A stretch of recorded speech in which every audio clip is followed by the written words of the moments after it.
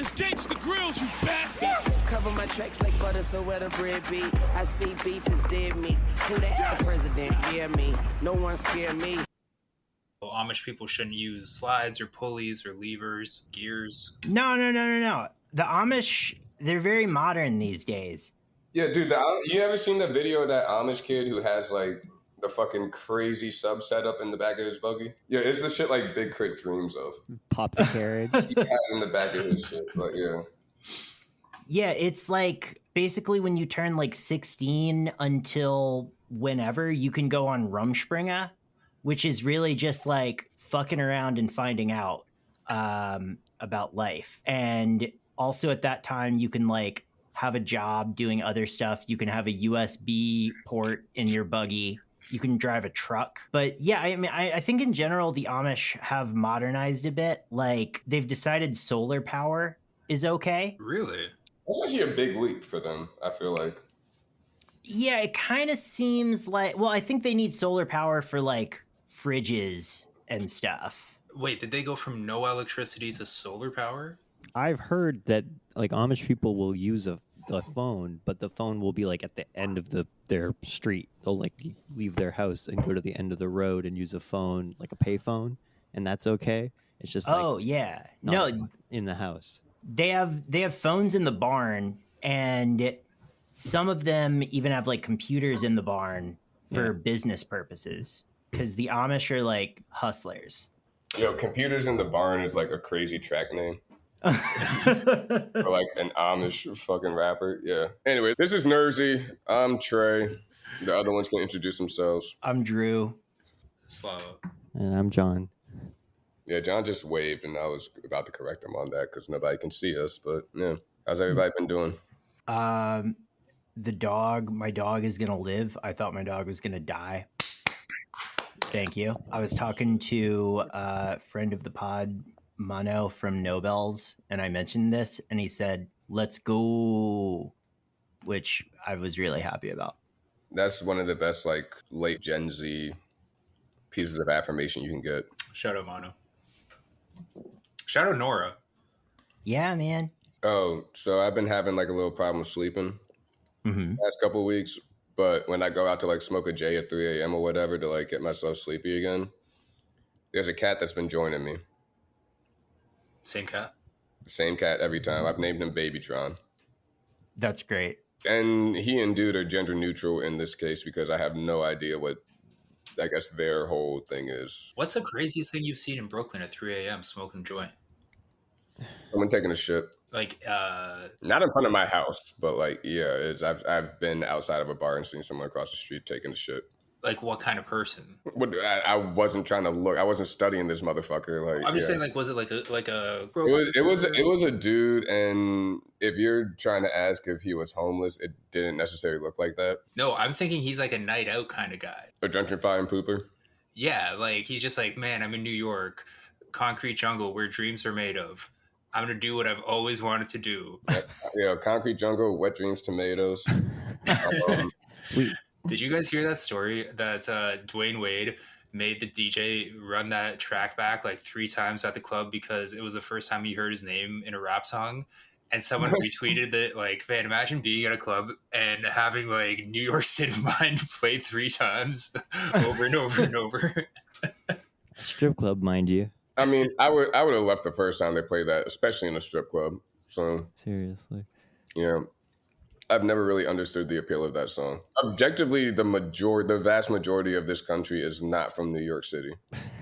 Has no real affiliations to it. And then, like, you just could, no matter where you were, you could be in Nebraska and you're going to hear that shit on the radio 3 times an hour at least. Yeah, that's exactly what happened with Taylor Swift. And that's what inspired her to write her own New York anthem. Is that true? Yeah. Everything I say is a fact. I forgot. I've never lied to you. I believe you. Thank you. Well, Drew, real quick, what are you eating? I just had some sauteed kale with some pasta stuff with mushrooms in it. Okay. Yeah. So I went to the grocery store yesterday, very high, and I don't know what's going on over there, but they were having crazy sales, especially on frozen dinners. So I was like, oh, let me stock up on some lean cuisines. They have this Jamaican brand of frozen dinners, which was an oxtail and cabbage dinner with rice. Wow. Wow.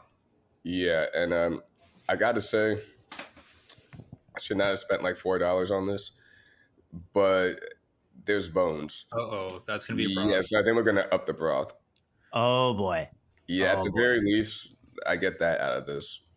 Wait, $4 for frozen oxtail is amazing. There were not that many. It's mostly rice and cabbage. Okay. Okay. Yeah, it's not that many oxtail. It's like essence of oxtail. There's no way. Yeah. Yeah, oxtail. Okay, so it's like 3 compartments, and the rice is like the biggest by volume, just because you can fit so much rice in like one fucking compartment. The oxtail was the second biggest one, and it's not really enough. Like if I ordered this one place and they were charging me $25 for a plate of oxtail and they gave me this, I'd walk back. I don't care how fucking far away they were from delivery. I would walk over there and be like, what the fuck? Yeah. And then the cabbage was the right amount of cabbage proportional to everything else. But yeah. Okay. But they'd already made their bed. Yeah. Trey, you told us you have a story about movers. Like, what's going on? Out of all the beefs I've ever fucking heard of, this is one of my favorite beefs. All right. Like, we've heard of Drake and Meat Mill. We've heard of the great New York ice cream truck beef. This is the great New York moving company beef. Okay. So Dumbo Moving, they're like the biggest one in Brooklyn, if not the city. A few years ago, one of their employees broke off and started a piece of cake moving. Okay. There was a lawsuit and shit. I don't know where that stands, but everything's, both companies are moving shit. Both companies are working. What was the lawsuit over? Was it like stealing trade secrets about probably something like that? Like, yeah, I don't. A buddy of mine involved in like the moving industry told me about all this. I'm not going to get his name involved because this starts getting a little, So Dumbo Moving is Israeli owned, and Piece of Cake Moving is Balkan owned. Okay. And Piece of Cake went from like just a few cars 3 years ago, apparently, to like 100 something now. And it's like, well, where did they get the funding for that? And don't ask questions yet. Okay. So Dumbo Moving put out a fucking commercial, and it just starts off with, "Moving is not a piece of cake." And it's like, oh, they're about to bar them up. Ooh. And then Dumbo goes into a whole thing about like, we're about our community and moving you right and this, that, and the other. And then they end with, hey, moving is not a piece of cake, but maybe money laundering is. Oh my God. Oh my God. And then the commercial ends with one of their trucks driving over a cake. So they basically allege that these people are like the mafia and shit. Oh, So man. they're going high via accusations of money laundering, but then going low by also having a shot of them running over a cake just to make fun of their name. It's a perfect diss track. And also the YouTube comments for this commercial are great because it's just like, you should watch what you say. And it's like, oh, bro, the Balkan Mafia about to get you. Yeah. The Balkan Mafia definitely does hang out in YouTube comments, so I would definitely believe that. Also, it's so easy to accuse anyone of money laundering. Like, it's very hard to prove, and therefore very easy to like throw onto someone. Given your unique set of experiences, what are the best ways that you've heard of money laundering, and what are the bad ones? So the biggest ones are charities and insurance. Those are the people that I saw in there. So those don't seem like good ways to launder money. Well, they're good until they're not. Oh, charity is definitely a good way. Yeah, we got this many donations instead of this actual amount of donations. Or if you like run a business, you say, oh yeah, we need a new HVAC system put in again this year. And it's going to cost me, oh wow, that's crazy. Another $750,000. And then you kind of just like have kickbacks. But money laundering, it's kind of like AI, it is like whatever you make it, like whatever you put into it is what you're going to get out.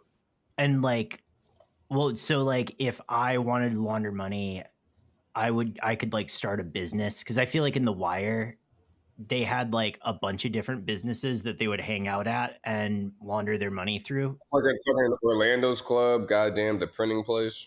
Way better idea. Okay, check it out. you get a bunch of credit cards made, and then you pretty much create all these people and email addresses for them, and then you subscribe to nerzy.substack.com at the $5 a month patron level. Okay. And you build an organic fan base, and that's kind of how you do it. Oh, so we could become popular through money laundering? We don't have any money to launder, though. No, people are laundering their money through us. We will be a vehicle for laundry. Oh, okay. Yeah, we just have to make subscriptions like $5,000 a month. Yeah. Make it make sense. That's yeah. right.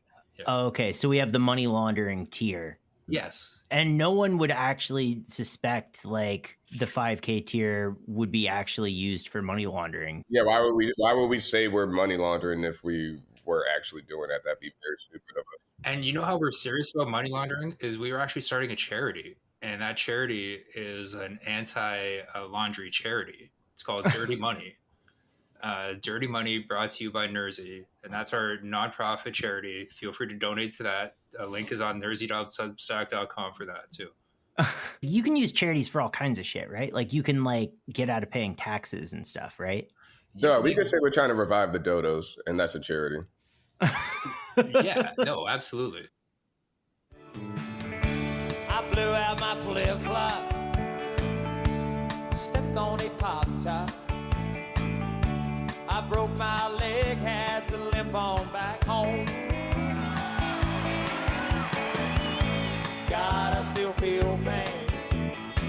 I wish I had some cocaine, but that's been gone since early this morning. We'll get it. Wasted away again in Margaritaville. Yes, I am. I'm searching for my lost shaker song. Some people claim. Man, Jimmy Buffett was so sick. R.I.P. Yeah. The night he died, we rewatched The Beach Bum, which is just an incredible movie in his honor. First time I saw The Beach Bum was at a friend of the pod's, Dan Ozzy's residence. As he and his friends used to watch just like a bunch of movies and have a theme every month. So this was Matthew McConaughey. Okay. And yeah, got to watch Beach Bum that night. It's like, it's a coming of age story or like a hero's journey. Coming of age about a 50-some-year-old man. Okay. Yeah. That's how long it takes for men to grow up, you know? Well, in New York, but he was in Florida. Speaking of like criminal activities, I read a Rolling Stone profile of Jimmy Buffett from like 1979, the day after he died. And he just like, he straight up lived on a boat and like hung out with people who like smuggled drugs from like the Caribbean to Miami. And those were just like his friends. That's not cool, man. I'm sorry that Jimmy Buffett got away with it and you did not, Slava. No, but it's cool because he made retirement communities cool again. Yeah, He did. true. And cruises. Did he start that? Cruises might have been cool because of Jimmy Buffett, not because it necessarily went out of style.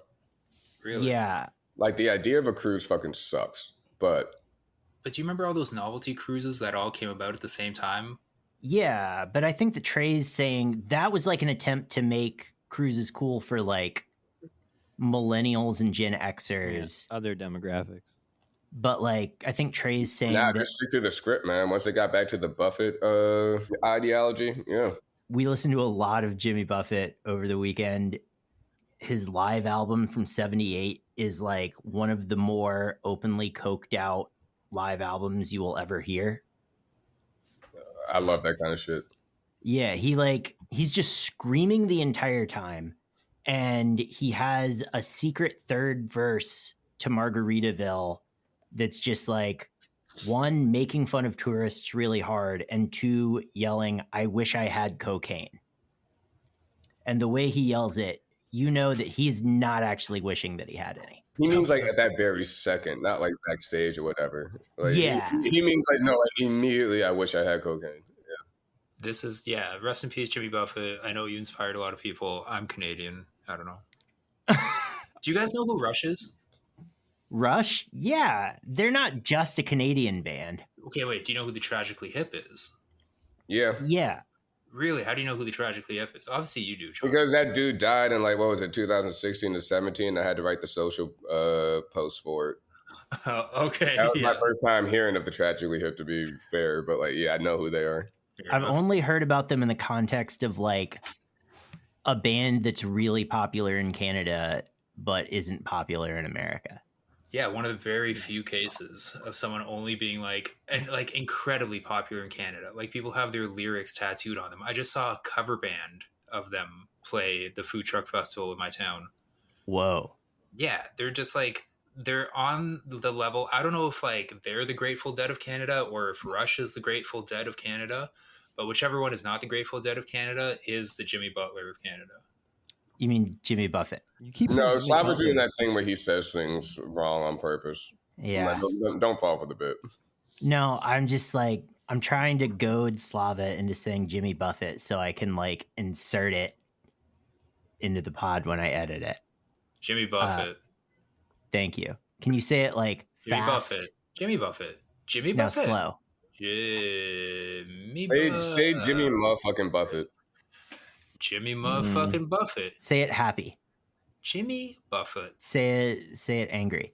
Jimmy Buffett. It's the same read.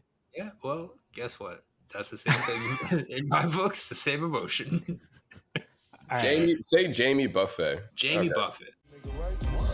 Man, my car fucked up, accelerated choke. I ain't got time to tell you haters jokes.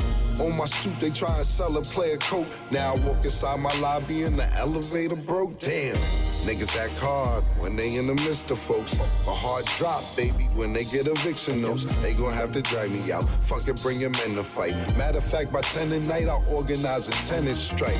With our t-shirts saying, we the people. Then I point at you, meet the evil. You can't neglect the field, go back upstairs and expect to chill. But forgot to pay the electric bill. Shit, what the hell? Saturday night, no SNL. Tomorrow Sunday, no NFL. I go on Twitter, type FML.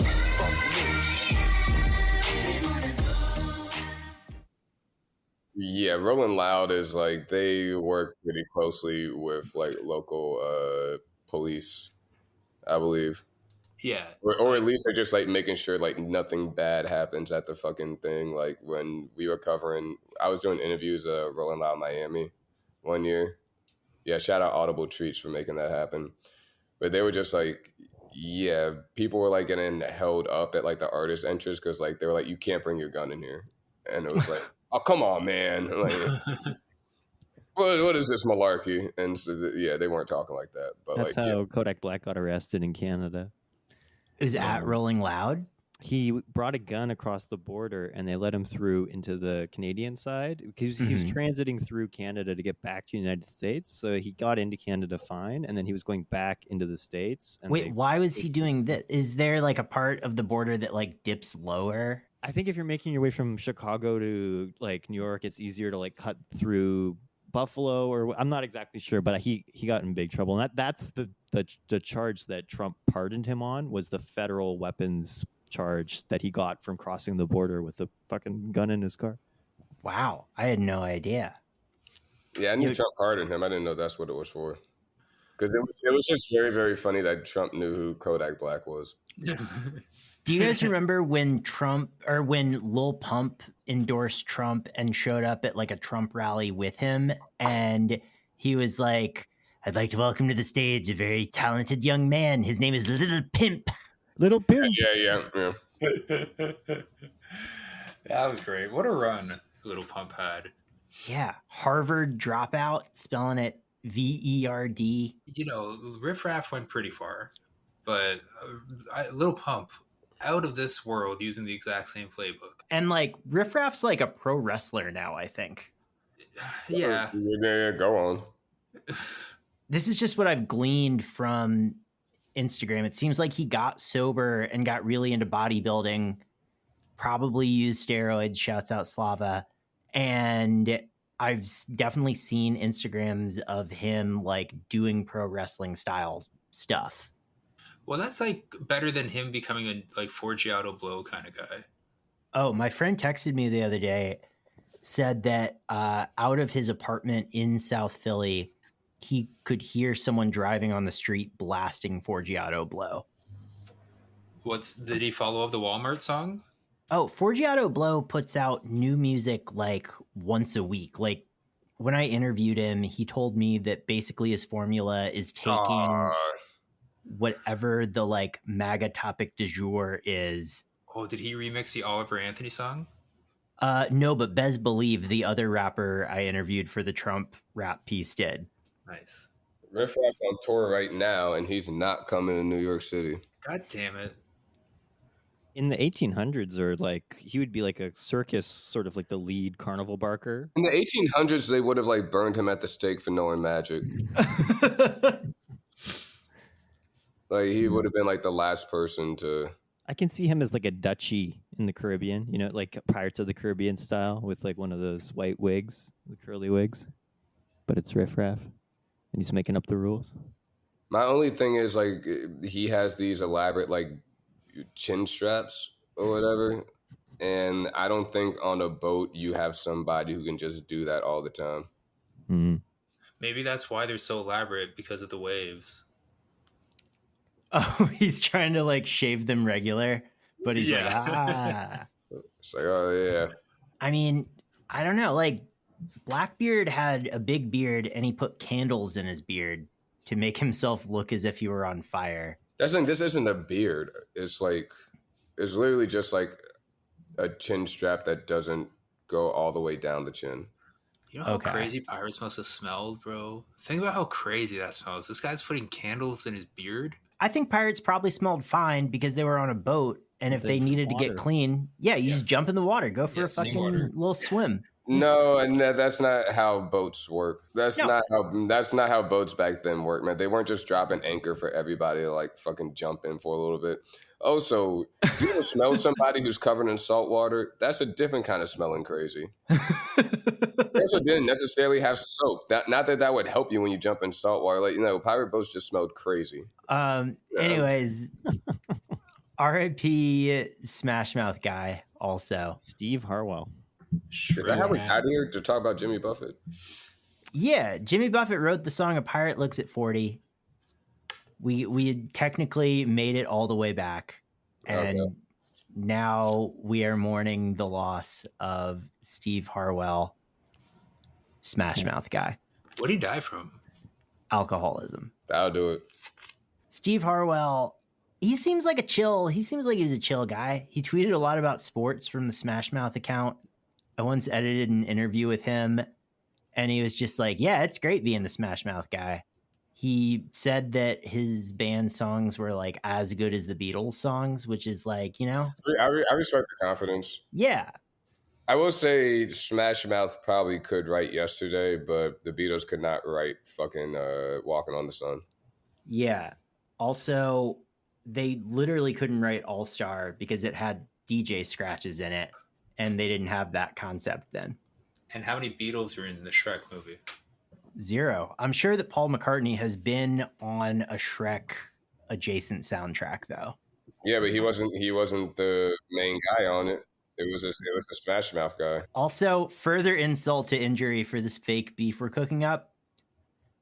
Smash Mouth covered the Monkees, I'm a Believer, and Monkees were like a joke version of the Beatles for a sitcom. So there we go. You know what song was in Shrek? Live and Let Die by The Wings. Wait, really? Yeah. Huh. So Paul McCartney, closer to Shrek. Wait, I forget the point I was trying to make here, but yeah, the trivia. There are actually a lot of really good songs in Shrek, like Hallelujah's in there.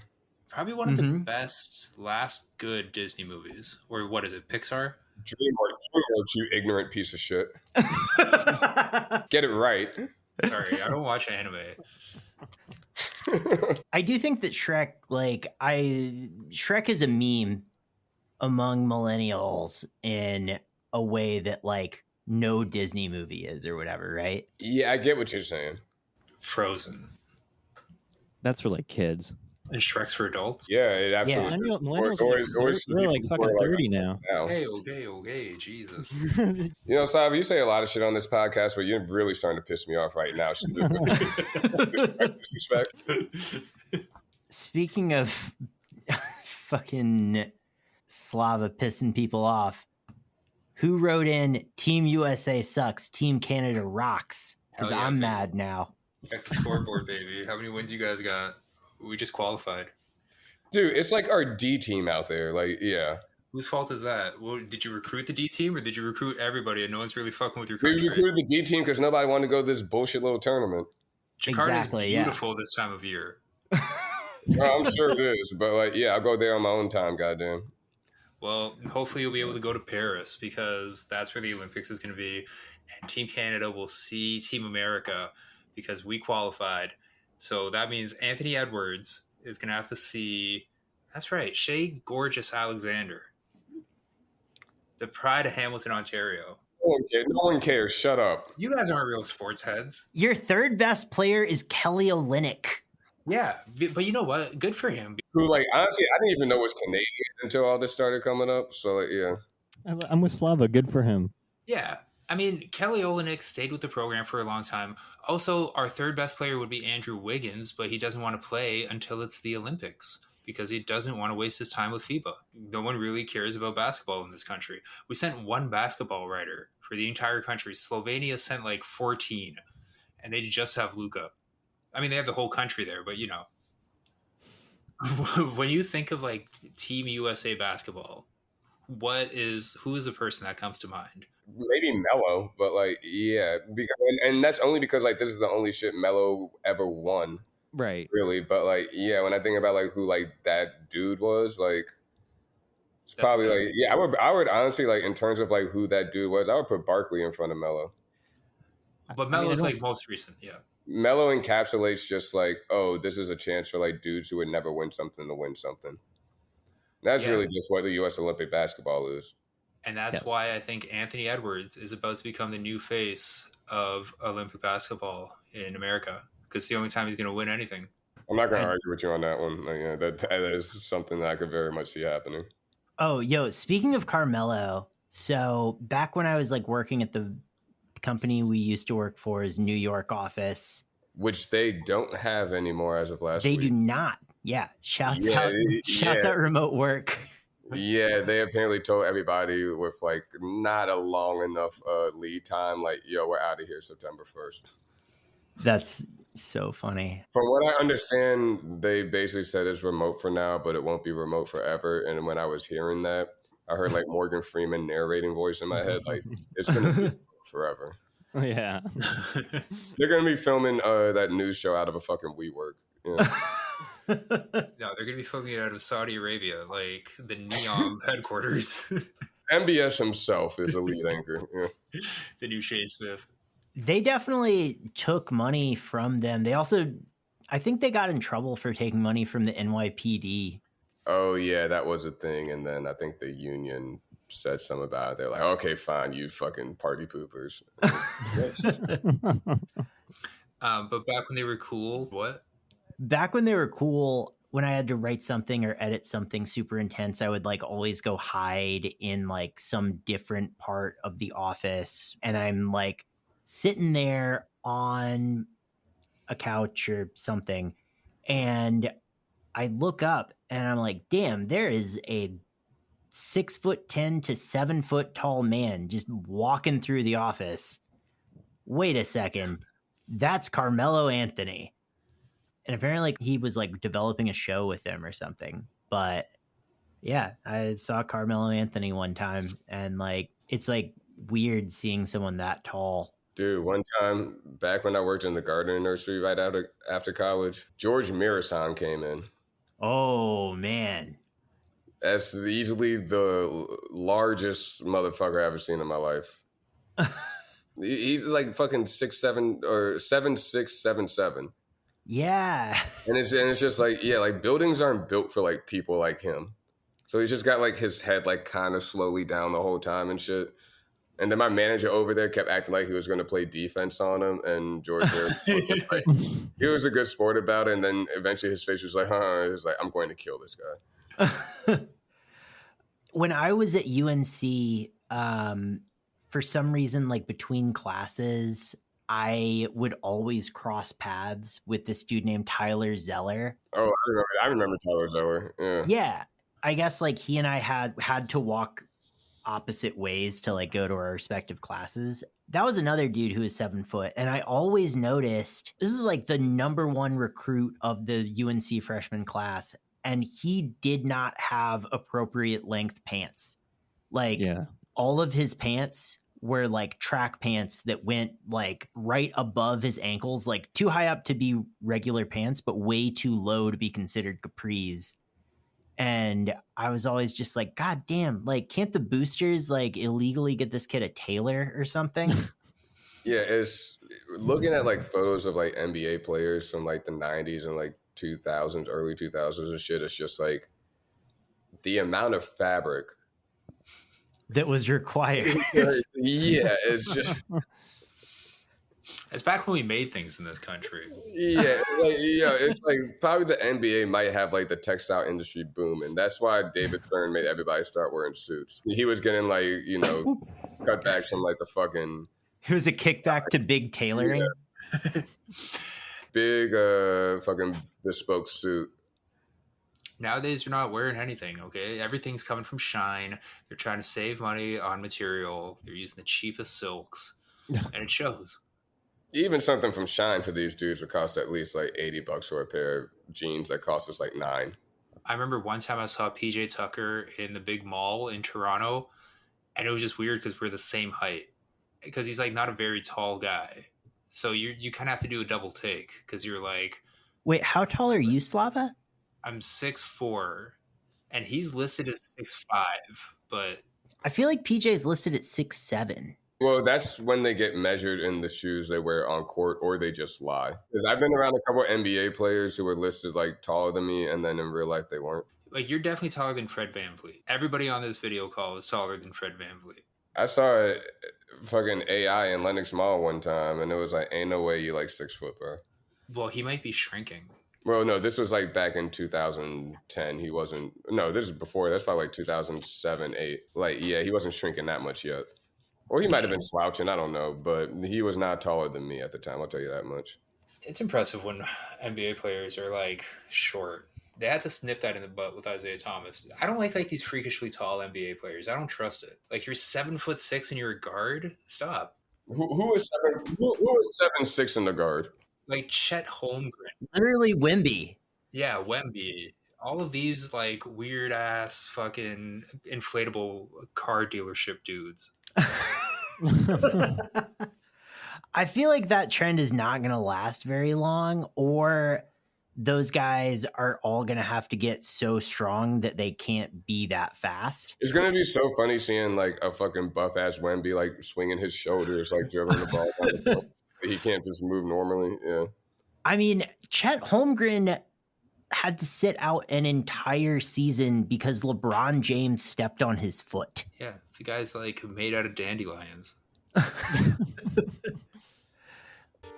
I'm about my fitty by all. Look here, I be on the paper chase. I'm all about my cheddar. I ain't touching the mic if it ain't 5G's or better. I plan to never fall short. Again, I won't gain. Woody, I'ma tell you, no pain, no gain. I hustle hard for what I want, that's how I get it. I struggle hard, and if it's out there, I'm gonna get it. If you see CMR or a $ on the CD, somewhere on there you'll see featuring the BG. Me and my nigga V, like Sugar. So we took a little break, and John informed us that he did not know who BG was. What the fuck? So we took a little break so he could do a little research. John, tell us what you've learned about BG so far. No, don't look it up. Don't look it up. What the? How much am I gonna know? What the? Because you were supposed to do this during the break. That's why we took the break. I talked to Slava, and Okay. Well, give us some BG facts. signed to Cash Money when he was 12. Was in the Hot Boys. I'm All right, I'm going to need you to cover your eyes, John. because you're very clearly reading off a computer screen right now. Yeah, you didn't take any fucking notes. You're No. just skimming a Wikipedia page right now. That is exactly what I'm doing. Correct. Oh my God. Well, there you go. That's my BG knowledge. Gentlemen, now, if you will. Do you know who the Hot Boys were? Yeah, of course. Name 5 of their songs. Well, I'm not going to come on now, Drew. You really... So you can't, is what you're saying. But I answered the question, and in a deposition, the lawyer would be happy with my answer. 5 is a lot. No, the lawyer would not be happy with your answer, but legally, If I heard the Hot Boys, I said yes. There you go, Judge. But you can't name 5 of their songs. No. That would be an incredible thing in a deposition to like be required. I probably couldn't name like 5 of anyone's songs if I were being deposed. I would fuck up. Did you know that they put a Hot Boys Summer in 2021? It wasn't canon. It's like a greatest hits thing. Oh, there's no new music on here? Yeah, I know exactly what you're talking about. You're looking Right, on Spotify at that thing, yeah. Yeah. Anyway, so yeah, Trey, BG got out. How are you feeling? Feeling very, very good for him, man. He's one of the greatest rappers from the South, and I don't even say that like in a way that's supposed to be, you know, over the top, extravagant, exaggeration or whatever. Like he legitimately is just like, he was an incredible fucking wordsmith and an incredible fucking rapper. He's one of the few rappers who made a song that song then became part of the American lexicon and entered the dictionary. You mean Bling Bling, obviously? Yeah, oh, you know exactly what I'm talking about. Bling Bling. John, have you ever heard Bling Bling? I have indeed. Okay, well then you heard of BG. Well, there you go. I was just saying that because my dad listens to this podcast and he probably has not heard Bling Bling. So I just wanted to help my dad out there. Yo, your dad's probably heard the term bling bling. He has never heard the song bling bling. And that's, I think, is like a true indicator of impact. That's true, yeah. Did you see the video of him getting out? Yeah, Birdman came and like, you know, greeted him. That's right. right. I think, and it's like, what's going on there? Number one, like it's like, you know, it's not my fault. Like Birdman does have a bit of a reputation preceding him. I mean, it's kind of like if we had been doing this podcast prior to Slava going to jail and you guys knew that I had been keeping all the money and then I came and like gave Slava a hug when he got out. Yeah, but you wouldn't know that like maybe Birdman's been holding down BG, putting money on his books, calling him every Thursday at 4:00 to tell him about the latest developments in Web3.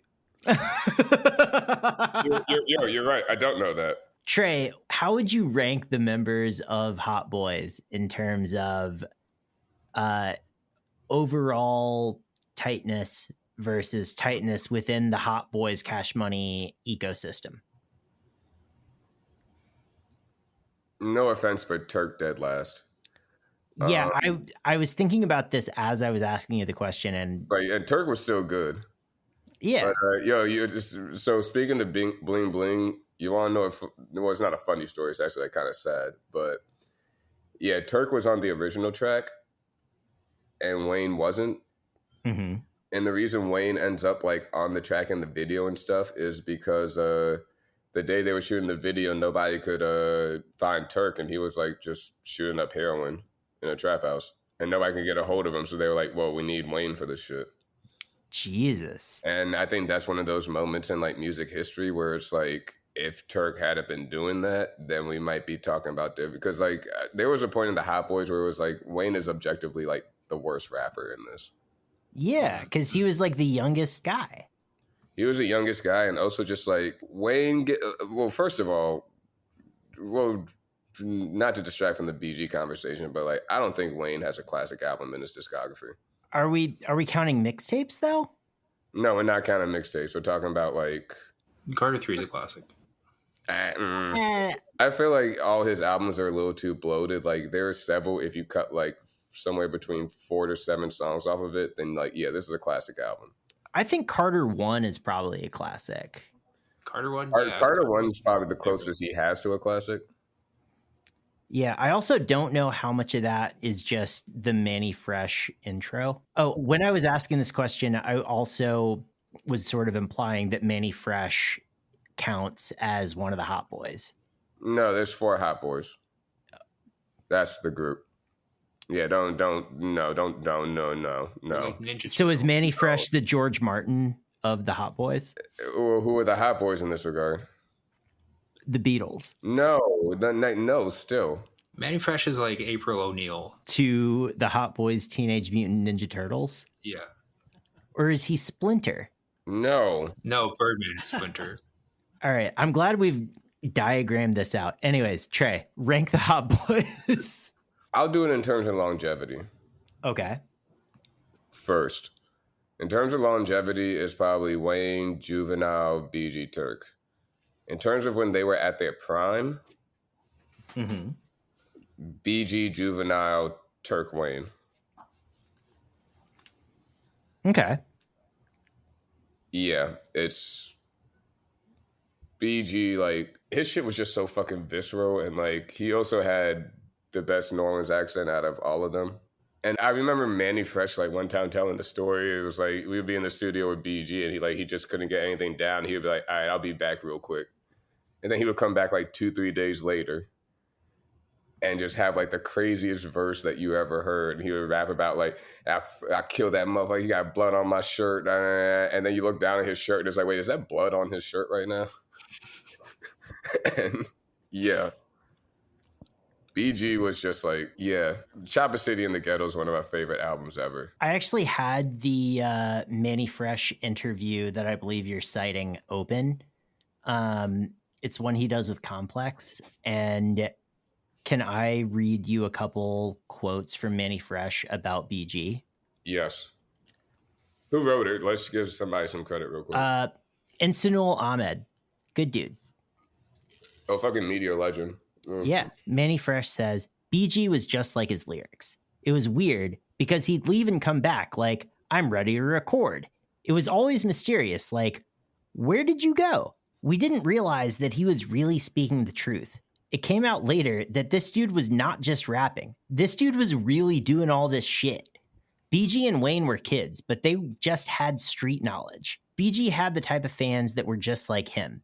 We would show up to concerts and they would basically cuss us out and be like, they just love him. Like, this bullshit you're talking about, we don't fuck with that. But BG, we're riding with you. And it would be the craziest dudes in the world. He brought out the serial killers. Cool. He was saying that complimentary. Like, imagine just like the most raw distilled version of 21 Savage. Yeah. There's a reason like Future shouts out BG on so much shit. He's one of them like silently most influential rappers of the past, like of this generation at least, or who this current generation listened to, like the Futures and the Gucci's. The Futures and the Gucci's were listened to like BG. Mm-hmm. And I really hope that he is able to be rewarded monetarily now that he's out, because like, Cash Money, great record label, a lot of great releases, not a great track record of paying people. Yeah, I just want him to like not have to work, I want him to be able to come out and then Birdman do the whole thing that he's doing right now with giving people their catalogs back. Yeah, and then like BG can just like kick back and just like all the back checks from Bling Bling being used and shit. He gets all those. Can you explain what's going on with Diddy? Yeah, I have no idea exactly what's going on. Let's pull this up because I have no idea exactly what's going on, but I think it's about straight up publishing. Now, this is a really feel-good story, right? What's the catch? Well, the catch is that they were fucking signed to Bad Boy, and like Diddy would make you rent his Lambo from him when you wanted to record a music video. Absolutely. Yeah. You were not allowed to get on the train and go to the studio. You had to go in the Lambo. Otherwise, you wouldn't be let in the studio. You'd be violating fucking contract or some shit. Like, yeah, it's some of those like contracts back in the day were fucking ridiculous. And now that same person is giving people back their publishing out of the goodness of his heart. Hold on, I pulled up a Forbes article. Let's look at this real quick. No, Forbes is fucking fake news, dude. Okay, then okay. How you No. feel about Yahoo Finance? As long as it's not an aggregation of Forbes. Okay, how about New York Post? How about TMZ? All right, yeah. New York Post, they put in work. They fact check. Actually, no, this is about him getting MTV's Global Icon Award. Here's Variety. We can agree Variety is good, right? No, Variety is anti-union. Okay. God damn, man. Who can I read nowadays? BBC, are they okay? For these purposes, fine. Okay. Sean Diddy Combs returns lucrative music rights to Bad Boy Records artists. In a rare move, Sean Diddy Combs has returned some blah, blah. Those acts have now been given back control of their songwriting rights.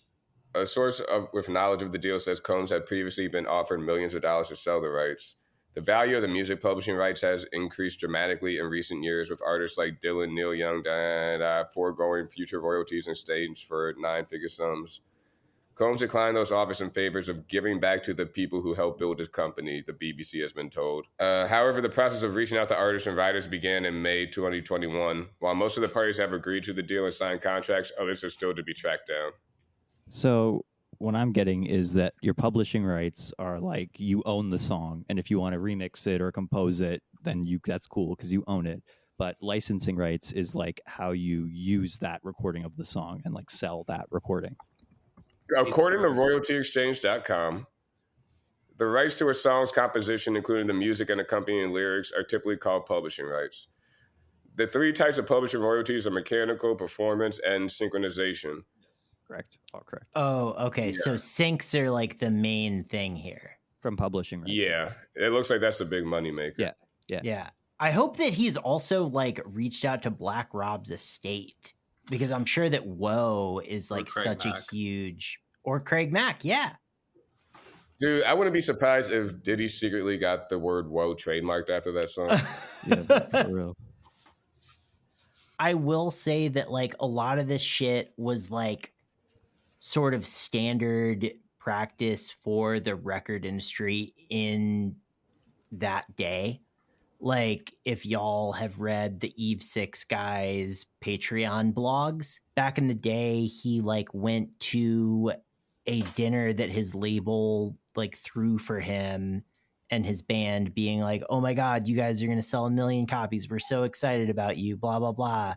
And then they made a big show of putting their own card, like the company credit card, down for the check, only to later find out that like the, $1,000 dinner or whatever had been taken out of Eve 6's advance. Dude, the entire history of the music industry is fucking insane. Like, so I did like a TikTok about this story because, I was 34 years old and this is just how the music industry works nowadays. Written by, I think it was Drew who wrote it, Drew Schwartz. Shout out Drew Schwartz. We'll have him on the pod one day. But it was basically like about how Black artists been getting screwed over in the record industry for years. Like, if you saw the contract Lil Richard signed for Tutti Frutti and like how influential it is versus about the amount of money he actually made off of it, it'll turn you into the Joker. And like, it is funny when you think about obviously Elvis, but like Colonel Tom Parker, I think like the quote is like, well, we both do 50% of the work, so I get 50% of the pay. And Elvis was like, yeah, sure, sounds good. Like this was the contract like negotiation at that stage. Yeah, I'm going to take a page from Slava's book and say that this is a Drew M tip. If you're a himbo, get somebody who's not your manager to read your contract. Yeah, for all aspiring musicians out there, you should have a manager and a lawyer. And for all aspiring managers out there, remember, there's a lot of people out there with talent, but it's really you that turns them into superstars. You're doing all the hard work, okay? Don't let the naysayers tell you anything different. Do you know what kind of hours Scooter Braun was putting in? Oh my God, dude, so many. He had so much talent. Yeah, We still don't know what he did, eh? Scooter Braun is like the Martin Luther King Jr. of music. There was like rumors that he was gonna get canceled, and everybody dropped him as a. Oh, he got canceled. For what though? Yeah, he got canceled from capitalism. I'll tell you that much, man. You don't have a single client. You don't have 2 clients to make them shake hands with each other, man. The gimmicks, the whack lyrics, the shit is depressing. Please forget it. You're mad cause my style you're admiring. Don't be mad, UPS is hiring. You should have been the cop, fuck hip hop. With that freestyle, you're bound to get shot. Not from Houston, but I rap a lot. Not from Houston, but I rap a lot. Not from Houston, but I rap a lot. Pack to get a lot. The flame's about to drop. Here comes the brand new flavor. So Martin Shkreli is hiring. Did you guys hear about this? That was like a half-assed David Letterman impression. I haven't even looked at this tweet, yo. So, due to increased stalker/hoe activity, I made a job posting on Craigslist. Bodyguard for high-profile executive. Personality. Midtown East. You. Yeah, I said like that because it's in all caps, and there's a lot of words in all caps that I will just say like that. Yep. Okay. You are a soldier looking for a new general. I am that man, that guy, him. You may know me as the farmer, bro. One of the biggest bosses of this whole century and the whole United States of America. I'm not reading this, so this is so fucking long, man. Take away this motherfucker. Yeah, Elon has ruined this site, man. Yeah. This is a 10-tweet thread. We don't actually have to talk about this. This has been Nersy. Slava has to go to bed. No, I was just going to say that I hate this Martin Shkreli guy. I think it's so pathetic that this fucking dweeb-ass loser went to jail, and now he thinks he's some hard-body gangster who has all these, like, anecdotes and stories, and he, like, keeps referencing the fact that he went to jail all the time. Also, this isn't even being a bodyguard. Like, it's just a professional friend. This isn't even a friend, man. He's like, you have to go get girls for me too. And it's like, okay, but am I supposed to be guarding your body? Or are you going to stand behind me while I get you girls? Like, what are we doing right here? This is the most scumbag posting I've ever seen in my life. Holy shit. I feel like the fact that he made this post like necessitates hiring a bodyguard. Like, I want to go beat him up. Exactly. Reading this whole thing. Points in this. You must fuck with X and the locks. Must know all street slang and language. You will be tested. By who is unclear. Honestly, Trey, this would be so cool if you got that job. I'm not from New York, and that's easily verifiable. He might ask for my birth certificate. Well, I mean, I think of all of us, the one who could, like, if you have to send a photo of yourself, like, Slava, you're really the only hope we have. Yeah, honestly, okay, this is the plan. I'm going to show up as Slava's representative. He is a Canadian-based former IDF member. Or we could say you were in one of those, like, squadrons in, like, a Balkan war or something. It's up to you. Yeah, no, I think, like, Slava IDF guy, I think it fits because, like, so the guy I was on an Amish tour with yesterday, one of them was very clearly like an IDF guy. Like, he had a bunch of tribal tattoos. What, an Amish guy? No. A fellow member of my tour group. Oh, okay. He had a bunch of tribal tattoos, but was wearing a USA t-shirt and had a very thick Israeli accent. And he kept he was like very clearly like steroid addled and kept telling cows like, you will be steak soon. Completely normal things to yell at animals. Yeah. I would only say this because I'm sure that he is not a hipster who is on fucking rap Twitter and will therefore never find out about this podcast. But he also thought himself to a jokester. And he was actually the first guy to realize like, oh, you can herd these pigs up this like thing and make them go down the slide. And he was doing it before the Amish teen was doing it for us. But like, the point is, Slava, You could have IDF energy if you just like wore tighter shirts. Let's get Slava some affliction shirts. We just need you to dress like a UFC fan who doesn't know how to fight. Slava, I'm sorry that we like frequently make the fact that you are strong and like have like a beard and tall like a joke. This is not a joke. I'm dead ass. Like, let's do this. That was actually pretty nice. I don't know about that. Also, Slava can beat us up if he doesn't like it, so it's fine. Yep. All right. Trey and I have to go hide now that we have like baited Slava into violating his parole and come beat us up.